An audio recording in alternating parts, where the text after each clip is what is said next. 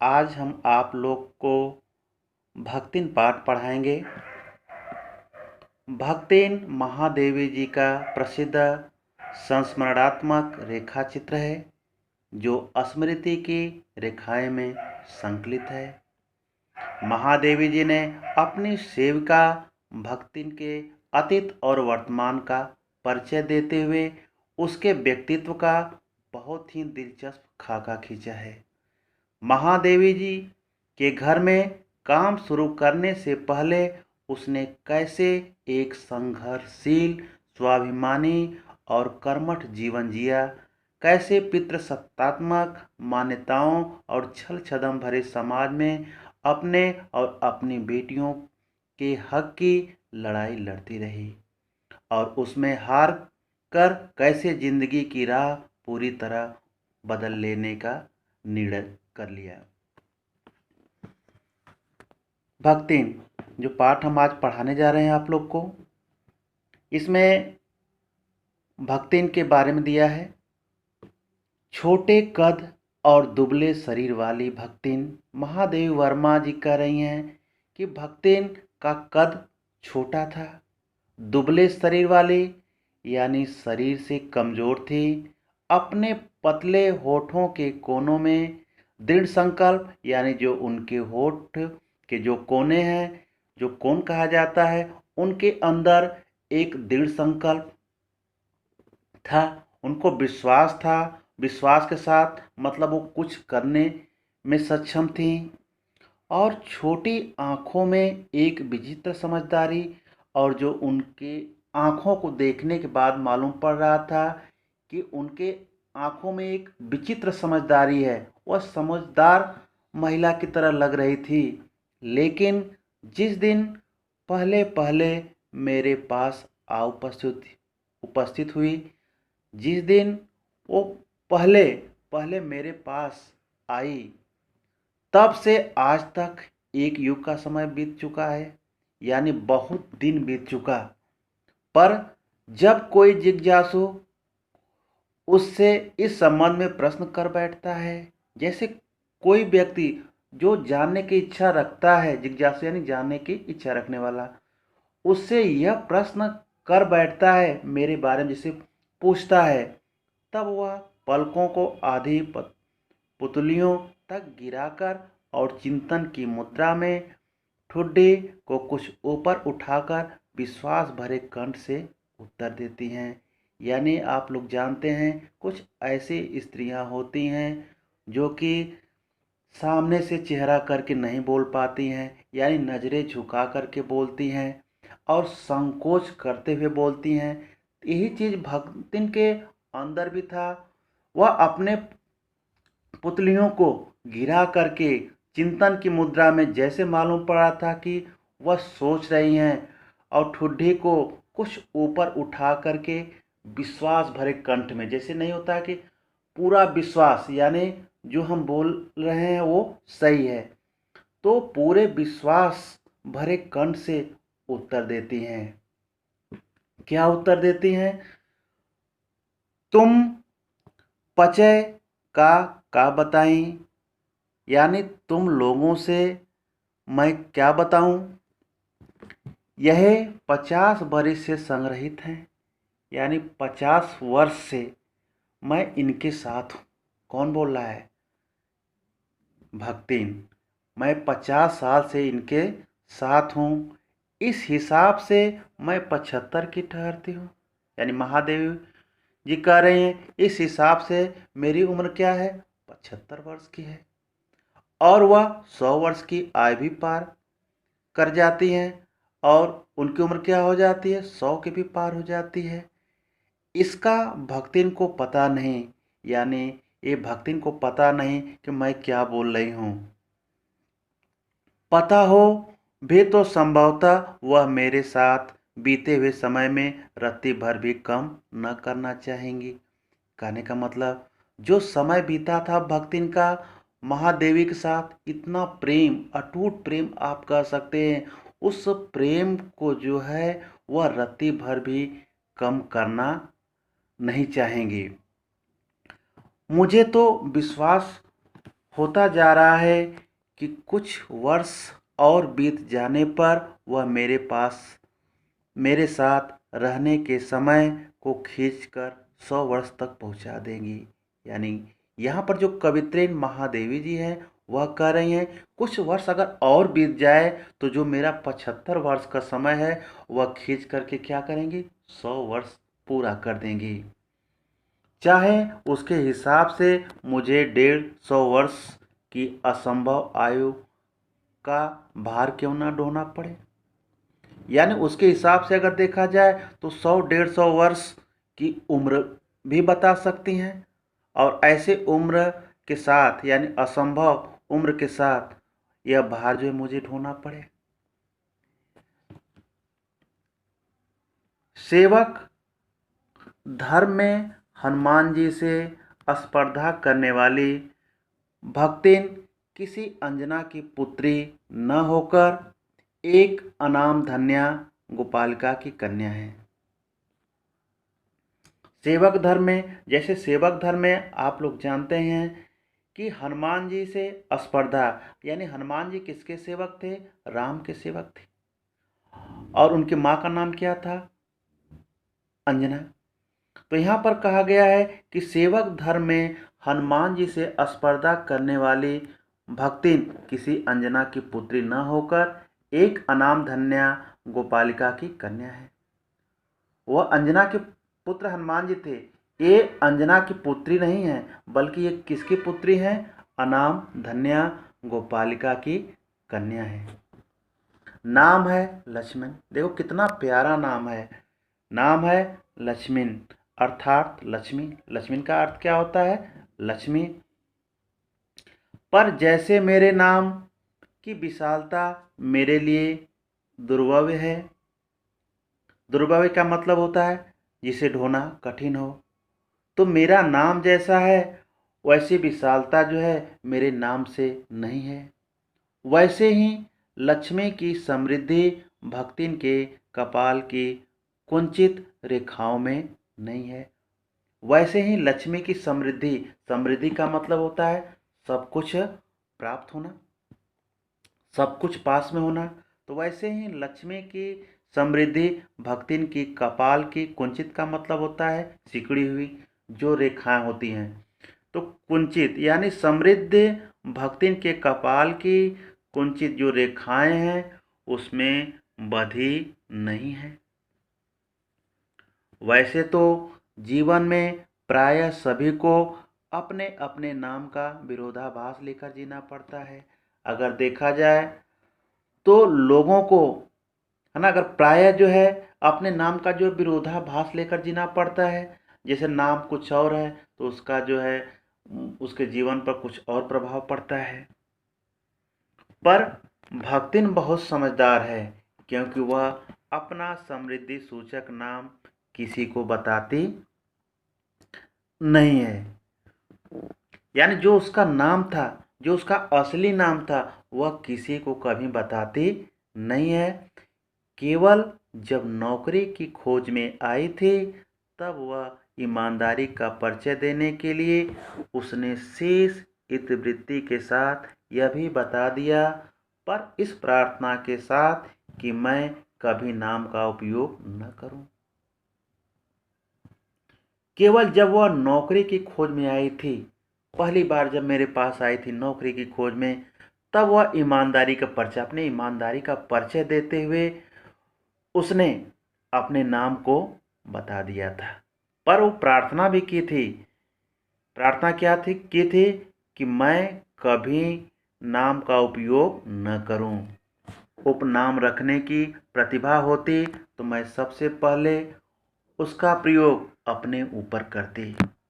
यानी उपनाम यानी नाम के बाद भी एक नाम होता है ना, तो सबसे पहले उसका प्रयोग मैं अपने ऊपर करती।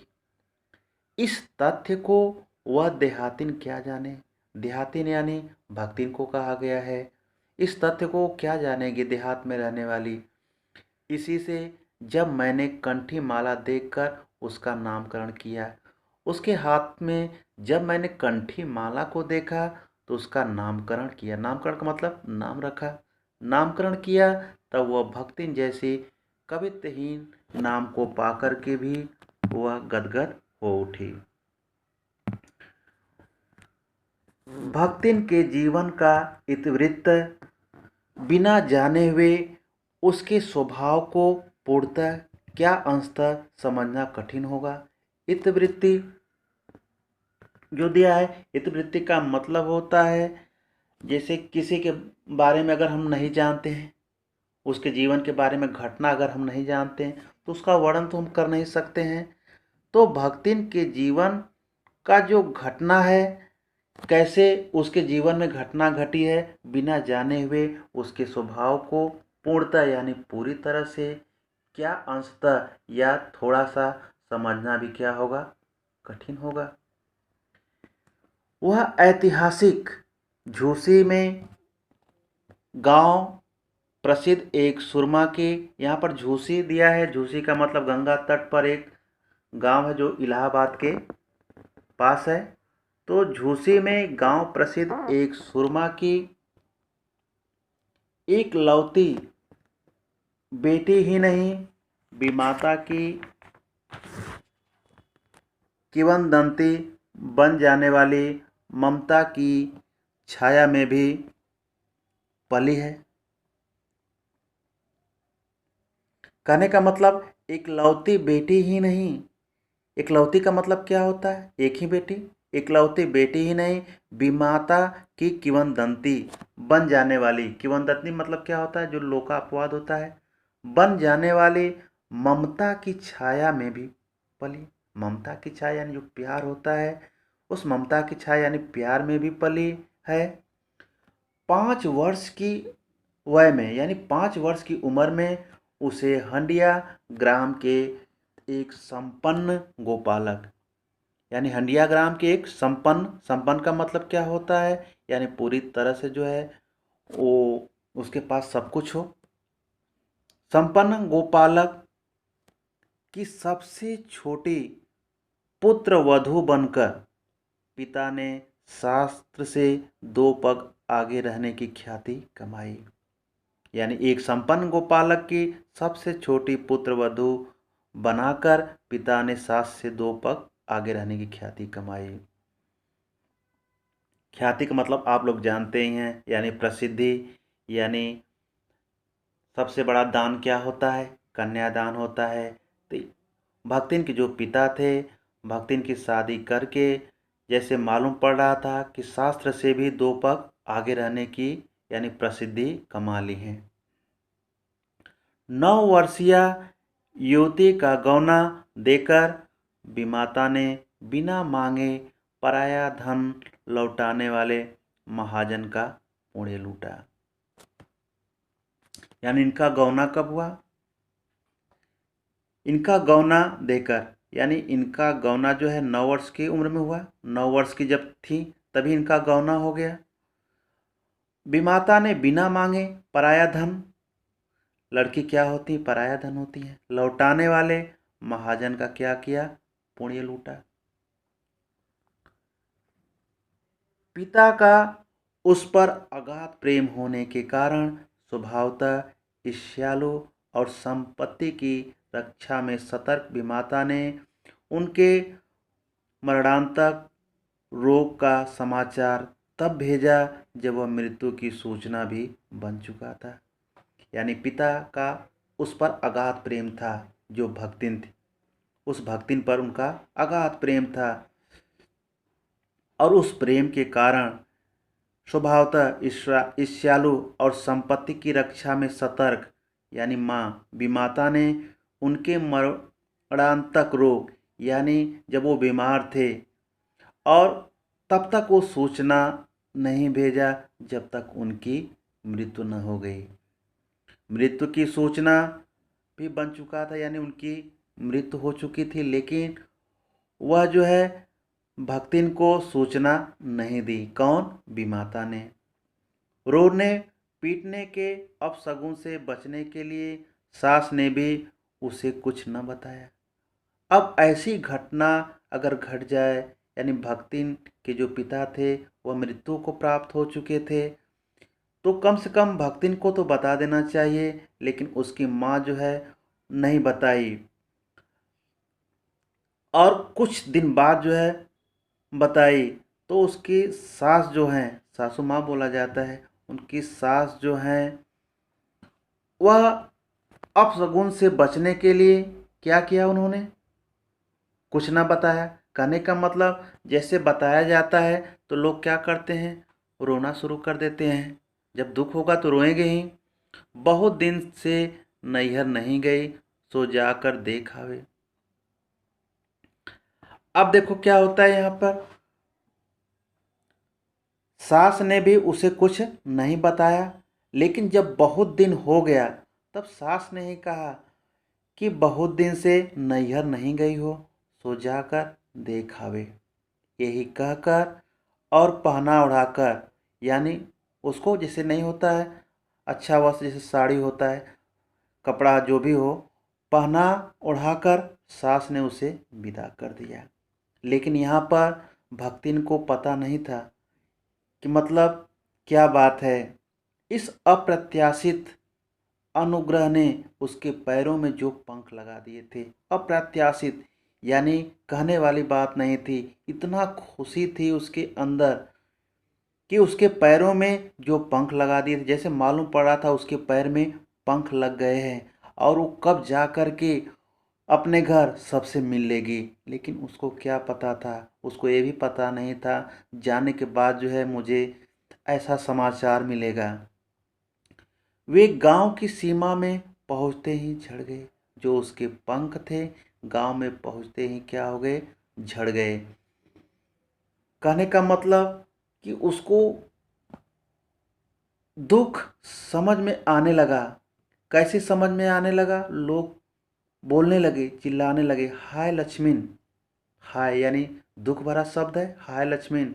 अब आई कि अस्पष्ट पुनरावृत्तियों, यानी ये बात जो है बार बार जो है वो सब जो लड़कियां हैं या औरतें हैं वो कह रही थी, और अस्पष्ट सहानुभूतियां दृष्टिया उसके घर तक ठेल ले गई। यानी उसके प्रति लोग क्या कर रहे थे, सहानुभूति दिखा रहे थे, और दिखाते दिखाते उसके घर तक पहुंच गए लोग। पर वहाँ न पिता का चिन्ह शेष था। वहाँ जाने के बाद पिता का कुछ भी शेष चिन्ह वहाँ पर नहीं था। जैसे होता है ना, किसी चीज़ से जो पिता का संबंध है, यानी वह कोई भी चीज़ नहीं दिख रही थी जो पिता से संबंध रखती हो। न विमाता के व्यवहार में शिष्टाचार, और विमाता जो थी उनके व्यवहार में शिष्टाचार नाम का चीज़ ही नहीं था। जैसे मालूम पड़ रहा था कि वह शिष्टाचार भूल गई हो। दुख से शिथिल और अपमान से जलती हुई वह उस घर में पानी भी बिना पिए उल्टे पैरों ससुराल लौट पड़ी। अब देखो उनका एक तरह से क्या हुआ, अपमान अपमान हुआ, क्योंकि उनको बुलाया नहीं गया घर पे। तो उस अपमान में जलती हुई वह उस घर में पानी भी नहीं पी। कोई भी ऐसा नहीं कर सकता है, आप भी नहीं कर सकते हो। तो उस घर में पानी भी बिना पिए उल्टे पैरों वह ससुराल लौट पड़ी। सास को खरी खोटी सुनाकर उसने विमाता पर आया हुआ क्रोध शांत किया। क्योंकि जब वो घर गई थी तो विमाता पर उसको बहुत क्रोध आया था, लेकिन वो कुछ बोली नहीं। वह उल्टे पांव जो है सीधे ससुराल लौट आई, और ससुराल लौट आने के बाद जो है पूरा गुस्सा जो है अपने सास पर क्या करती है, उतारती है। क्रोध शांत किया। अब देखो सास को खरी खोटी सुनाकर उसने विमाता पर आया हुआ गुस्सा को क्या किया, शांत किया। और पति के ऊपर गहने फेंक फेंक कर उसने पिता के बिछो की मर्म व्यवस्था व्यक्त की। जो पिता के प्रति जो प्रेम था, जो पहले से जो प्रेम था, अब वही प्रेम क्या हो गया, दुख में बदल गया। और उस दुख को जो है वह क्या कर रही थी, यानी वो व्यक्त कर रही थी। जीवन के दूसरे परिच्छेद में भी सुख की अपेक्षा दुख ही अधिक है। यहाँ पर भक्तिन का जो दूसरा परिच्छेद है, कहने का मतलब आदमी को कभी दुख आता है तो सुख भी आता है, सुख आता है तो दुख भी आता है। लेकिन अगर यहाँ देखा जाए तो जीवन की दूसरे परिच्छेद में भी सुख की अपेक्षा दुख ही अधिक है। जब उसने गेहुएं रंग और बटिया जैसे मुख वाली पहली कन्या के 2 संस्करण और कर डाले, तब सास और जेठानियों ने ओट बिछाकर उपेक्षा प्रकट की, क्योंकि उनको अच्छा नहीं लग रहा था जो उनकी सास थी, जो उनकी जेठान थी। क्या कर रही थी सब जेठानियों ने? ओट बिछकाकर, जैसे नहीं होता है लोग अपने हिसाब से क्या करते हैं, मुंह बनाते हैं, ओट बिचकाते हैं कि मतलब तुम्हारा जो काम है मुझे अच्छा नहीं लग रहा है। ऐसा करके जो है अपने मुंह को, चेहरे को एक अजीब तरह से बना लेते हैं। तो ओट बिचकाकर उपेक्षा प्रकट की। उपेक्षा का मतलब ये होता है कि जैसे तुम्हारी चीज़ मुझे अच्छा नहीं लग रही है, या फिर मैं उस चीज़ को नहीं देख रही हूँ, पसंद नहीं कर रही हूँ। तो ओट बिचका करके उपेक्षा प्रकट की। उचित भी था, क्योंकि सास 3-3 कमाऊ वीरों की विधात्री बनकर मचिया के ऊपर विराजमान पुरखिन के पद पर अभिषिक्त हो चुकी थी। यानी यहाँ पर देखा जाए तो सास जो है 3-3 कमाऊ वीर, यानी 3-3 जो बेटे थे उनके वीर, यानी वो कमाऊ थे, कमाने वाले थे। और उनकी माँ है ये, तो ये मचिया पर बैठ करके, जो इससे मुखिया होता है ना, जो बुजुर्ग लोग होते हैं अक्सर वो घर के मुखिया होते हैं, तो उस पद पर बैठी थी। और दोनों जेठानियाँ काक भुसंडी जैसे काले लालों की क्रमबद्ध सृष्टि करके इस पद के लिए उम्मीदवार थी। इनकी जो 2 जेठानियाँ थी, काक भुसंडी जिसको आप कह सकते हैं, वह काले लालों की क्रमबद्ध सृष्टि करके इस पद के लिए उम्मीदवार थी। कहने का मतलब सास के बाद उन्हीं का नंबर था। सास नहीं रहेंगे तो उम्मीदवार तो वही होगी। अब यहाँ बात रह गई छोटी बहू, और छोटी बहू के रूप में कौन थी? छोटी बहू के रूप में भक्तिन थी। तो छोटी बहू की के लीक छोड़कर चलने के कारण उसे दंड मिलना आवश्यक हो गया, क्योंकि जो रास्ता बनाया गया था, जिस रास्ते से लोग को चलना था, अगर उस रास्ते से अगर कोई नहीं चलेगा तो दंड के पात्र तो होगा ही। तो वही चीज़ छोटी बहू के लीक छोड़कर चलने के कारण उसे दंड मिलना आवश्यक हो गया था, क्योंकि वह बनाए हुए रास्ते पर नहीं चल रही थी। जेठानियाँ बैठकर लोग चर्चा करती थी। जब जेठानियाँ बैठती थी एक जगह, तो क्या है कि एक दूसरे की बात करती थी। और जैसे लोगों की बात नहीं होता, इधर उधर की बातें, तो इधर उधर की बातें करके वो क्या करती थी, अपना समय पास करती थी। उनके कलूटे लड़के, उनके जो लड़के थे, कलूटे यानी काले, धूल उड़ाते, वह क्या करते थे, हमेशा खेलते थे, जिससे धूल भी उड़ती थी। वह मट्ठा फेरती, कूटती, पीसती राती, और उसकी नन्ही लड़कियां गोबर उठाती। कहने का मतलब इतना सारा काम जो है भक्तिन करती थी, कूटती भी थी, पीटती थी, पीसती थी, राती थी। और उसकी जो छोटी लड़कियां थी वह क्या करती थी, वह कंडे पाती थी। जेठानियां अपने भात पर सफ़ेद राख रखकर गाढ़ा दूध डालती, और अपने लड़के को औटाते हुए दूध पर से मलाई उतार कर खिलाती। अब देखो, जो जेठानी थी अपने बच्चों के साथ किस प्रकार से व्यवहार करती थी, यानी दूध पर से मलाई उतार कर खिलाती थी। हम्म?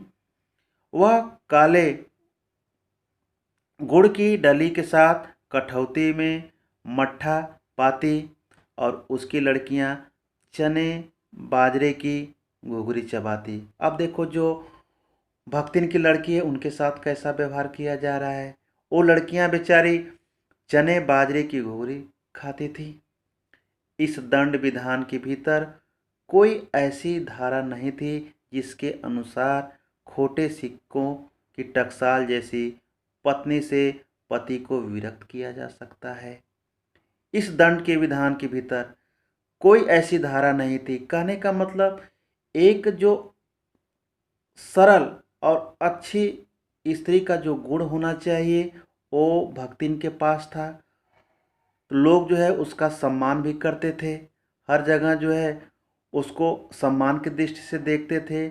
लेकिन जो दो जेठानी थी वह यह सोचती थी कि क्या किया जाए कि यह लोगों की नज़र से गिर जाए, अपने पति के नज़र के सामने से गिर जाए। तो ऐसा वो क्या करती थी, एक योजना बनाती थी कि पत्नी से पति क्या हो जाए, दूर हो जाए, घृणा करने लगे। ऐसा वो योजना बनाती थी, लेकिन वो कैसे बनाए, क्या करें। लेकिन एक काम उनका बराबर बना रहता था।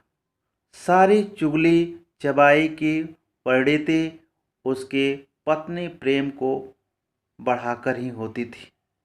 चुगली यानी सारी चुगली, औरतें क्या होती, ज़्यादा चुगली करती हैं, चुगली चबाई की परिणति उसके पत्नी प्रेम को बढ़ाकर ही होती थी। पत्नी प्रेम जो होता है, तो पत्नी प्रेम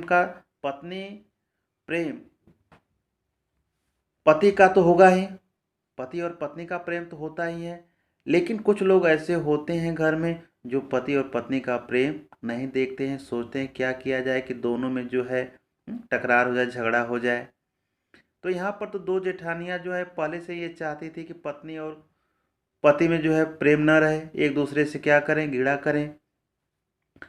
जेठानियाँ बात बात पर धमाधम पीटी कूटी जाती। जो जेठानियाँ थी, जो उनके पति थे, उनको बात बात पर क्या करते, धमाधम पीटते थे, बराबर एक कूटी जाती थी। पर उसके पति ने उसे कभी अंगुली भी नहीं छुआई। लेकिन भक्तिन के पति यानी उससे कितना प्रेम करते हैं कि कभी अंगुली तक से नहीं छुआ। वह बड़े बाप की बड़ी बात वाली बेटी को पहचानता था। इसके अतिरिक्त परिश्रमी, तेजस्वी और पति के प्रति रोम रोम से सच्ची पत्नी को वह चाहता भी बहुत रहा होगा। अब देखो यहाँ पर दिया है कि बेटी को पहचानता था। इसके अतिरिक्त परिश्रमी का मतलब क्या होता है, अधिक मेहनत करने वाला। तेजस्वनी यानी तेज, और पति के प्रति रोम रोम से सच्ची पत्नी को वह चाहता भी बहुत रहा होगा। यानी सच्ची पत्नी है तो कौन उसको नहीं चाहेगा। अगर पत्नी प्रेम दे रही है तो कौन ऐसा पति है जो उसको अपने प्रेम से दूर रखेगा। क्योंकि उसके प्रेम के बल पर ही पत्नी ने अलगौजा करके सबको अंगूठा दिखा दिया। क्योंकि वह अपने पत्नी से प्रेम करता था। पत्नी कौन थी, यानी भक्तिन। तभी तो उसने उसके प्रेम के बल पर क्या किया, अलगौजा। अलगौजा का मतलब क्या होता है, अलग कर, अलग होना।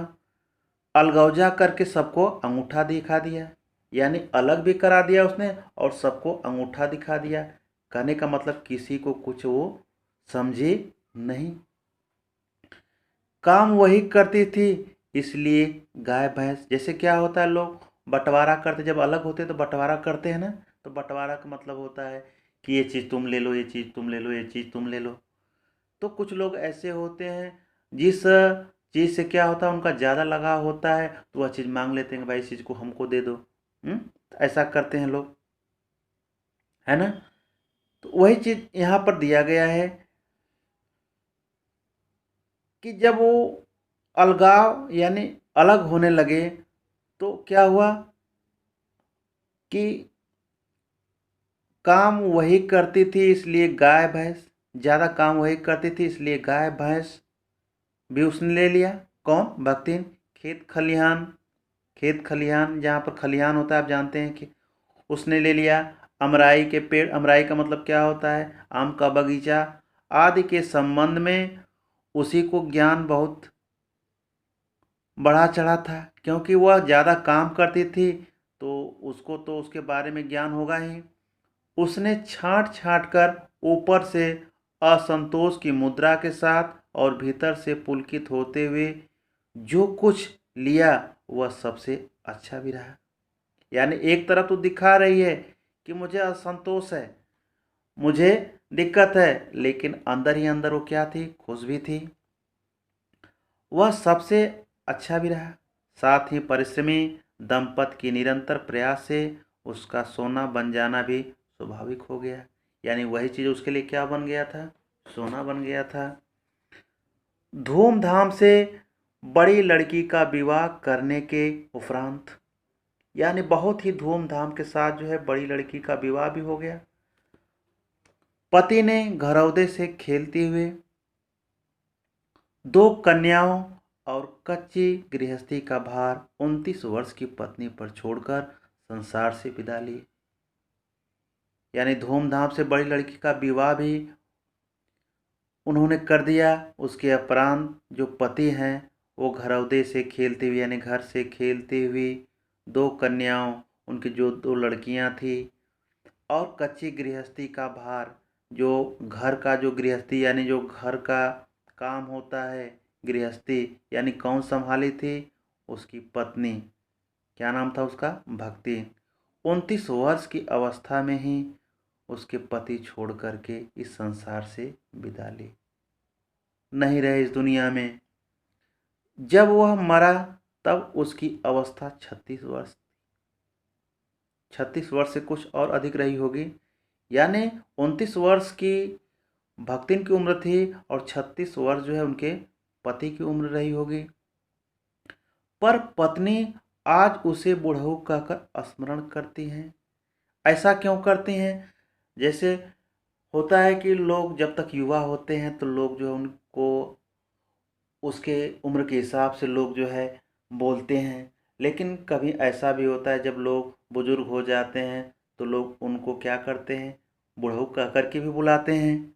तो भक्तिन सोचती है कि जब वह बूढ़ी हो गई है, यानी मैं तो बूढ़ी हो गई हूँ, तब क्या परमात्मा के यहाँ वो भी न बूढ़ा हो गए होंगे, यानी परमात्मा के पास हो गए हैं, वो भी तो बूढ़े हो गए होंगे।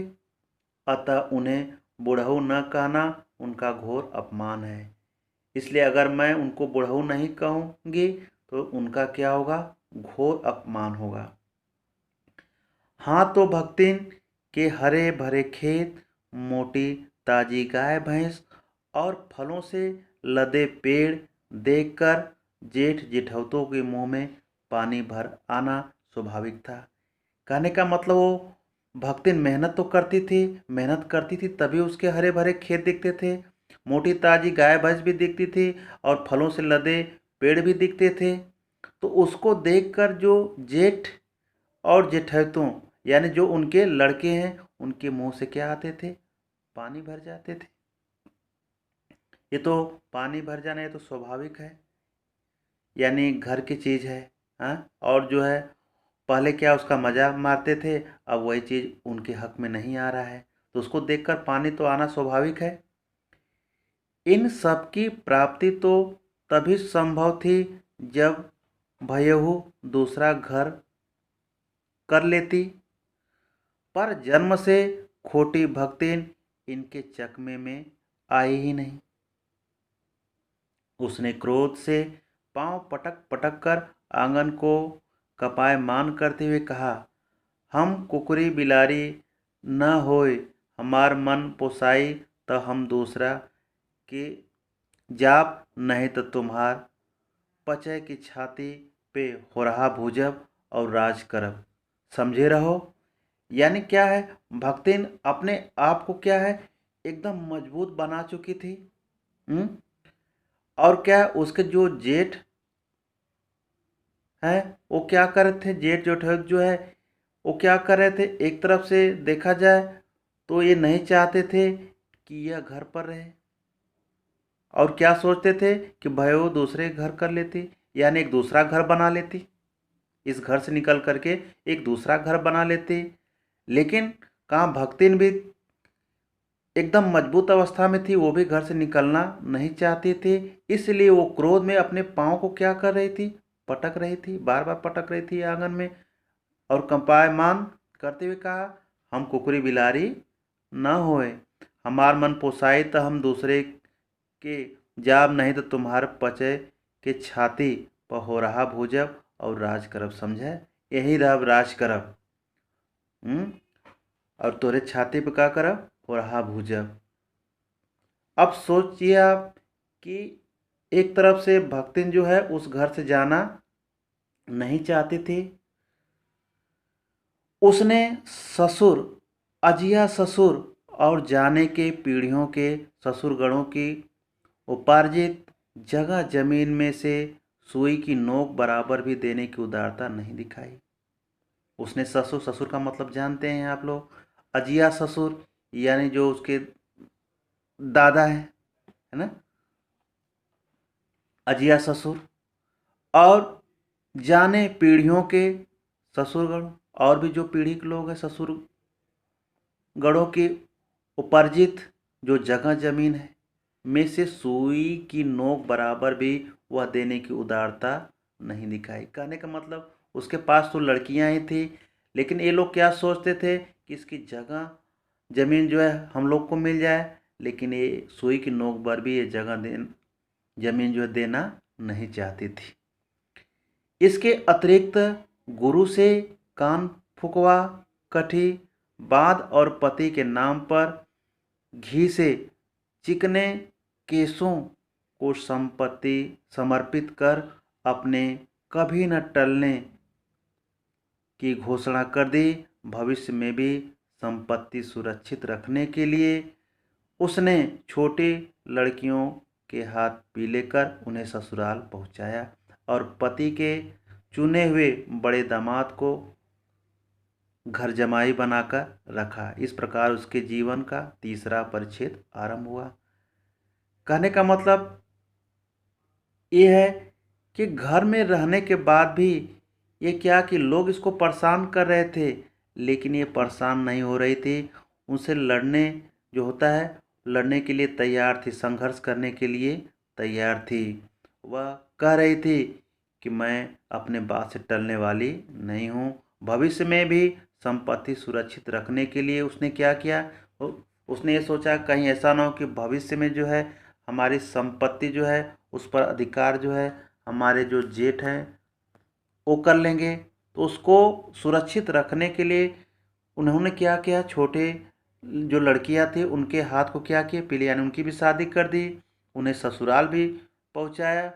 और पति के चुने हुए बड़े दामाद, जो पति के जो चुन कर गए थे बड़े दामाद, उस दामाद को भक्ति ने क्या किया, घर जमाई बनाकर रखा। इस प्रकार उसके जीवन का तीसरा परिच्छेद आरंभ हुआ। तीसरा परिच्छेद आरंभ हो गया। भक्तिन का दुर्भाग्य भी उससे कम हठी नहीं था। दुर्भाग्य जो होता है, वो दुर्भाग्य जो है वो भक्तिन के साथ बराबर था। अब इनको था कि अब जो है हमारी किस्मत जो है अच्छी होगी, अब हमारी किस्मत अच्छी होगी। लेकिन दुर्भाग्य तो इनके साथ बराबर था, और भक्तिन का दुर्भाग्य भी उससे कम हठी नहीं था। जिस तरह से हठ पूर्वक ये काम करती थी, उसी तरह से जो है इनका दुर्भाग्य भी इनके साथ हठ का व्यवहार करता था, जाने का नाम नहीं ले रहा था। इसी से किशोरी से युवती होते ही बड़ी लड़की भी विधवा हो गई। यानी अभी तो कम उम्र की थी, जैसे ही वह युवती हुई, बड़ी हुई, तो क्या हो गई, विधवा हो गई। यानी उसके आदमी की, पति की मृत्यु हो गई। भयहू से पार न पा सकने वाले जेठों और काकी को परास्त करने के लिए कटिबद्ध जेठौतों ने आशा की एक किरण देख पाई।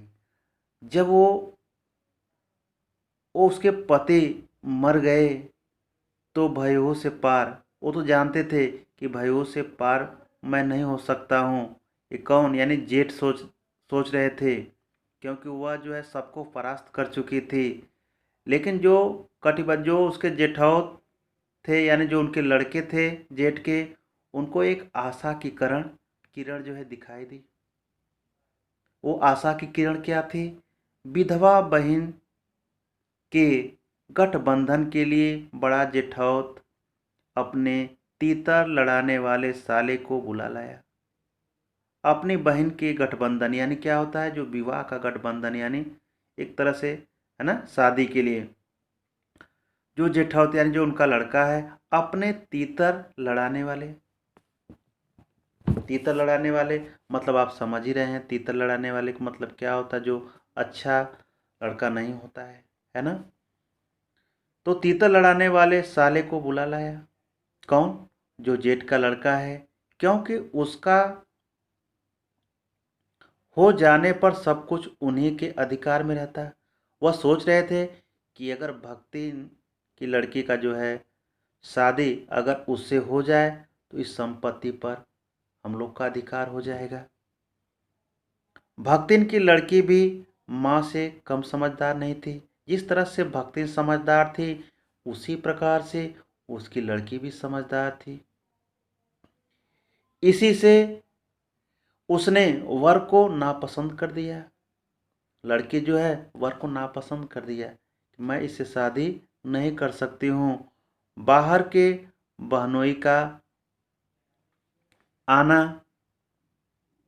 चचेरे भाइयों के लिए सुविधाजनक नहीं था सुविधाजनक नहीं था।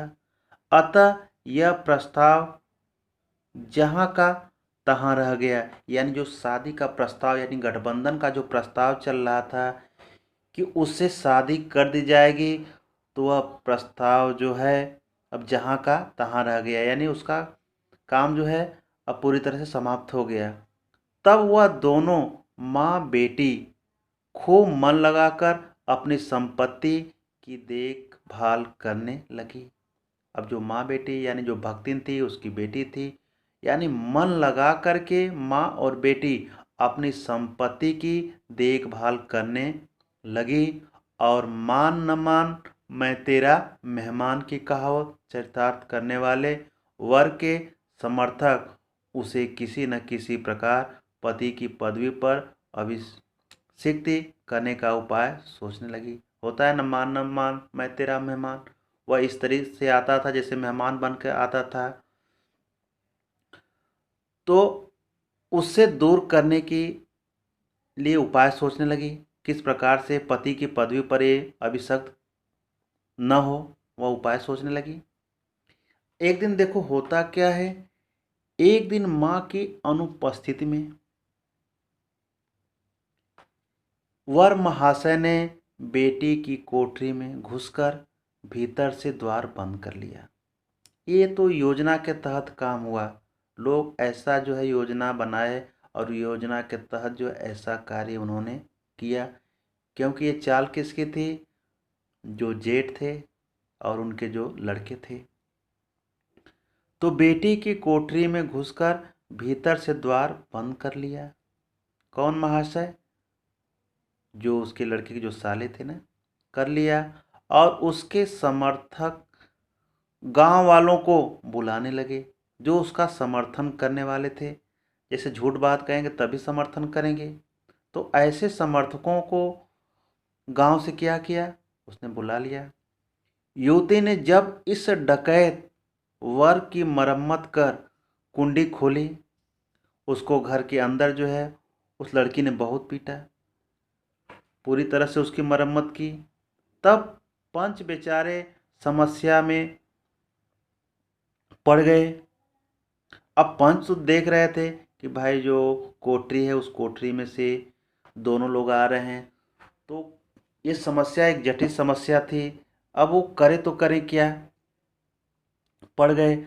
तीतरबाज युवक कहता था, वह निमंत्रण पाकर भीतर गया।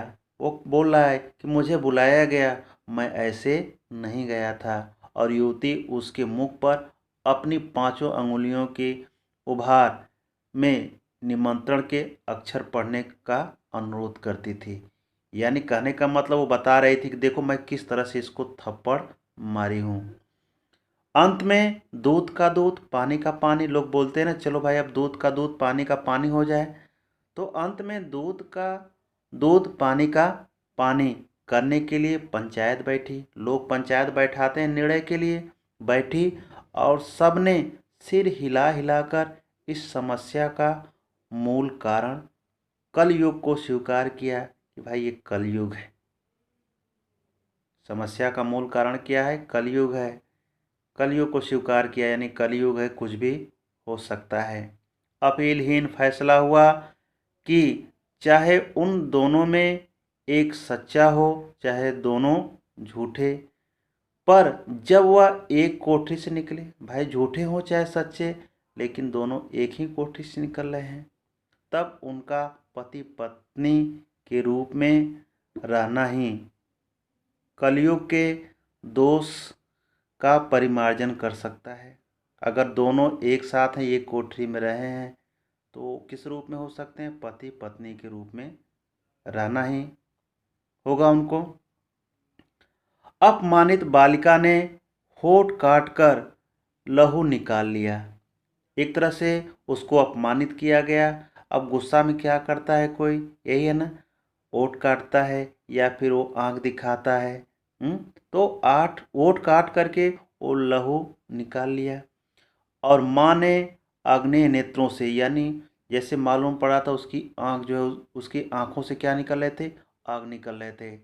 नेत्रों से गले पड़े दामाद को देखा।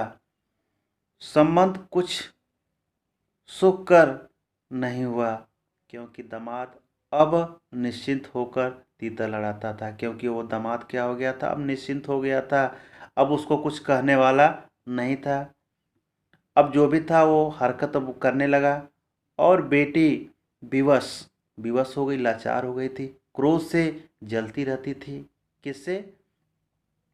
जो उसका साला था। इतने यत्न से संभाले हुए गाय ढोर खेती बाड़ी जब पारिवारिक देश में ऐसे झुलस गए कि लगान अदा करना भी भारी हो गया था। यानी इस तरह से भक्तिन परिवार में क्या हो गई थी? एकदम जूझ गई थी। यानी उस परिवार में द्वेष से क्या हो गई थी? झुलस गई थी। एकदम तंग आ गई थी कि जो लगान होता है उस लगान को भी वह नहीं दे पा रही थी। लगान देना भी उसके लिए क्या पड़ रहा था? भारी पड़ रहा था। सुख से रहने की कौन कहे? अब वो सुख की तो बात ही छोड़िए। अब वो सुख कहाँ था जहाँ पर वो लगान का पैसा नहीं भर पा रही है, तो सुख की तो बात ही छोड़िए। अंत में एक बार लगान न पहुँचने पर जमींदार ने भक्तिन को बुलाकर दिन भर कड़ी धूप में खड़ा रखा। एक बार क्या हुआ कि जब ये भक्तिन लगान न दे पाए तो जमींदार ने क्या किया? उसको बुलाकर दिन भर कड़ी धूप में खड़ा रखा, यानी उसको दंड दिया गया। ऐसा दंड किसी को दिया जाता है? वो भी एक औरत थी, लेकिन यहाँ पर जो है जमींदार द्वारा जो है दंड दिया जा रहा है। यह अपमान तो उसकी कर्मठता में सबसे बड़ा कलंक बन गया। अतः दूसरे ही दिन भक्तिन कमाई के विचार से शहर आ पहुँची।